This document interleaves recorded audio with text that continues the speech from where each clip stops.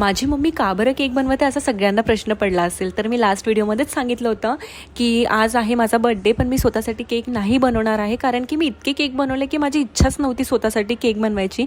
पण माझ्या मम्मीचं आधीच डिसायडेड होतं की यावेळेस तुझ्यासाठी मीच केक बनवणार आहे, कारण मम्मीला माझ्या बर्थडेचं जरा जास्तच एक्साइटमेंट असतं दरवर्षीच. मला कमी, माझ्या मम्मीला जरा जास्त असतं आणि हे सगळ्यांच्याच मम्मींना राहत असणार. तर हे सगळी प्रोसेस मम्मीनीच केलेली होती, म्हणजे केक स्पॉन्जपासनं तर क्रीमपासनं सगळं. मी थोड्या वेळच घरी होती कारण मला केक डिलिव्हरसुद्धा करायला जायचं होतं, तर मी पूर्ण व्हिडिओ नाही ॲड करू शकली. पण मी जेव्हा हा केक बघितला मी लिटरली शॉक झाली होती. म्हणजे इतका फिनिशिंगनी कसा बनवला केक, मला बिलीवच नाही होत होतं की हा केक मम्मीने बनवलेला आहे.